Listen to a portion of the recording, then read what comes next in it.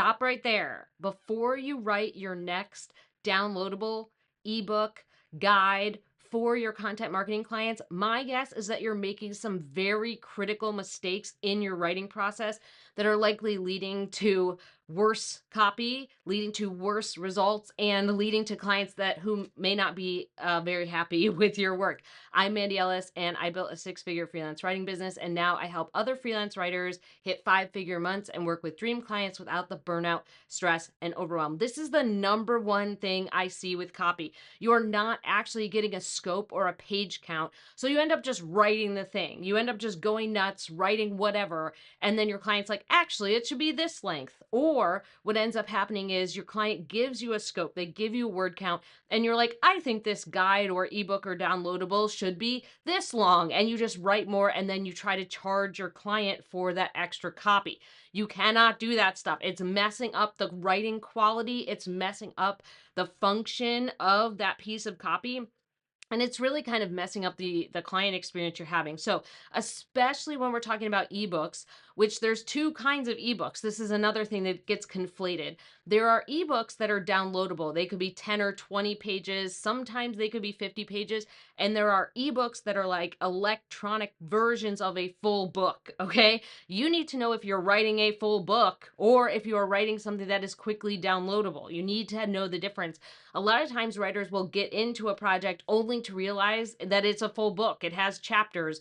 They didn't realize that that was a downloadable. So you need to know what that is. You need a page count to write to. So usually when you have an ebook or a downloadable or a guide, it's about 500 words a page. But you need to know, hey, is this a 3 to 5 page guide? Is this a 5 to 10 page downloadable?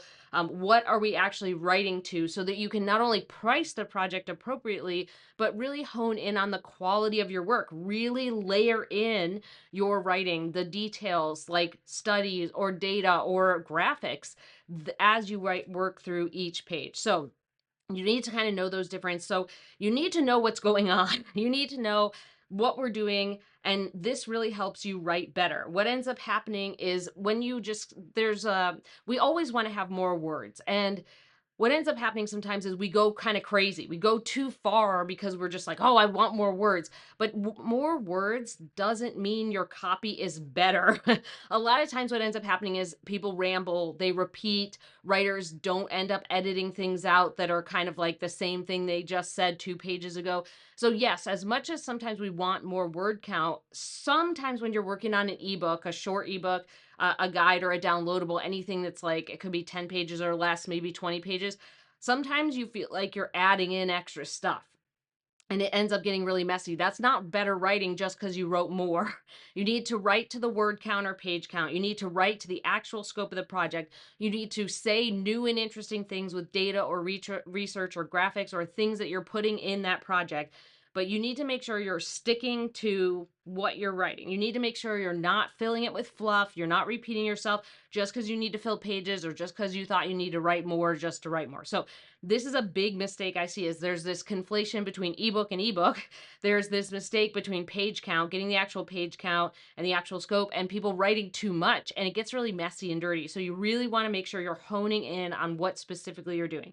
Now, this is something too that if you're looking to hone in on stuff, if you're looking into running a better business, I want you to check out my email course. It's 7 days. It's called Unskippable. If you go to mandyellis.com/skip, you can check it out. And because you're coming from YouTube, you get 50% off. So instead of $97, you get it for $47. And these are the can't miss principles. You cannot skip these 7 principles. I designed this over several years because I had subscribers and students asking for, hey, let's just do the pillars. Just tell me the pillars, the things that I cannot skip in my framework.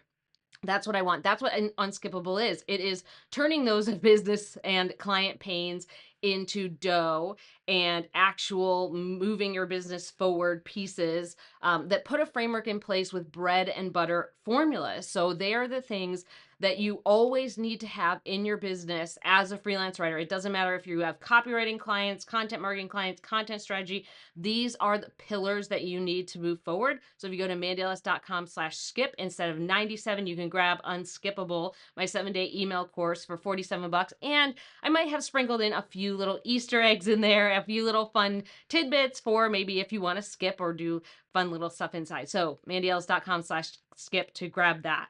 Number two, you need to know who the end audience is. Who is the end audience? And what is the goal of your client? Are lots of different goals when we're talking about these types of projects. So is the goal that they're looking for downloads and subscribers, or are they looking for Amazon book reviews? Are they looking to get podcast interviews because this guide or downloadable is going to be kind of more of like a thought leadership thing? Are they looking to simply just generate more traffic? What is the goal? Because that very much tailors how you write these pieces. If my goal is just to get people to subscribe or to take one more easy step for free, that's a lot different than getting someone to go buy a physical book or buy an ebook, right? Buy it on their Kindle or whatever.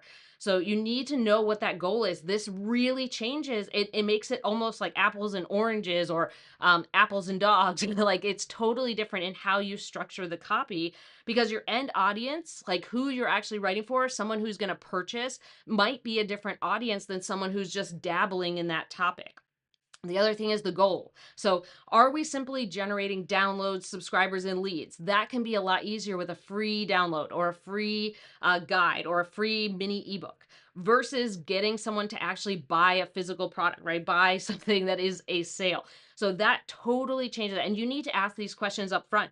It's too late in the process for some writers to start working backwards, being like, wait, oh, this is for a physical book. Oh, this is going to lead to this next step. So you need to not only know what this copy is doing, what is this downloadable doing, or guide or ebook, but then what is the next step that someone's going to take?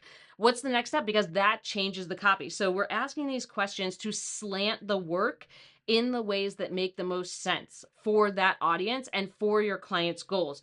So we are writing more targeted content and better content. We don't want to get in the place where we're just like, oh, it's a guide, it's 5 steps. It's not just 5 steps, because that audience that might be getting free content, they might be a baby audience. They might not be ready to buy a book. Or it could be an audience who they want to target for the paid book, and they might be further along. It's not just 5 steps. It is for a very specific audience with a very specific goal. And those goals, whether those are leads or sales, or leads or downloads or subscribers, versus an actual sale or pushing someone to change, right? Change their focus from like baby to more advanced, or from free to paid. That changes your copy a lot. And you need to know those things to target it and make it sharper and better. So I want to know, have you ever found yourself kind of stuck in these situations? Have you ever felt like you got halfway through a project and you realize, oh shit, it's actually this thing? Give me a thumbs up if you've ever done that. I can give you a thumbs up. I have definitely done that, where I've gotten into a project and realized I should have asked a lot more questions up front. And if you feel like this has been helpful so far, subscribe. I always end up doing videos about how to write better, how to build a better freelance writing business, how to, work on different things from mindset and mental health to business strategies to money, all the good stuff. Last thing here, number three. So we are going to start with a large outline. I don't care if this is a 1-page downloadable, or this is a super long, like 100,000 page book that will be turned into a Kindle book, right? An ebook. You need to start with a large outline, and that outline also needs to include any type of graphic information. This is something that people skip all the time as writers. They just write the copy without any visualization of how it's going to look. So when you have a downloadable and a guide, most of the time those have graphics. Those graphics might be photos, they might be pie charts, they might be physical representations of big stats, they might be graphics of the company, like logos and stuff. But you need to have that idea in your mind of like, where would that go? Would it be on page 1 halfway down? Would it be page 3 and taking up the middle of the page, so I'm only doing this? Some kind of big outline where you can kind of visualize the graphics, I think really helps. Especially, this is why I always say you need to get an example from your client. If you have an example from your client, then you can already have a very good visual representation of what that copy is going to look like with the design, with the graphics, with all the jazzy stuff added. So you need to make sure you have that. If your client can't give you an example, go find one. Go send it to your client and say, hey, do you like this? Because working from that example and creating this large outline allows you to tie those graphics into your work seamlessly. This is another thing where if we have research or stats or a diagram or an infographic or some kind of chart, now we have this really beautiful way to kind of weave it into the copy. This is something that really makes it more natural rather than having to put it in later or realizing that, oh, we need to move this paragraph up here because we're actually going to do this. Having some kind of visual space, like you understand, like here's where it's kind of going to flow, helps you write the piece with that in mind. So now it has really good transitions. You have really good connection points. You know how to flow for the reader. You're giving the reader the flow from like point A, point B, point C, and point C is connected to this diagram, point D, point E is connected to this infographic. And I think writers panic because they're thinking they have to do all these graphics themselves. Really what you need is an example. If you have an example and you work from that, that will solve a lot of your problems. And this is something that you should ask up front. When you get on a call with a client, you need to ask them like, hey, are you going to do the graphics? Am I going to do the graphics? Do you have a graphic designer? Do you have someone who's going to design this thing? So that way, you know, not only do you have this visual representation from the example, but whether or not you actually need to be responsible for that.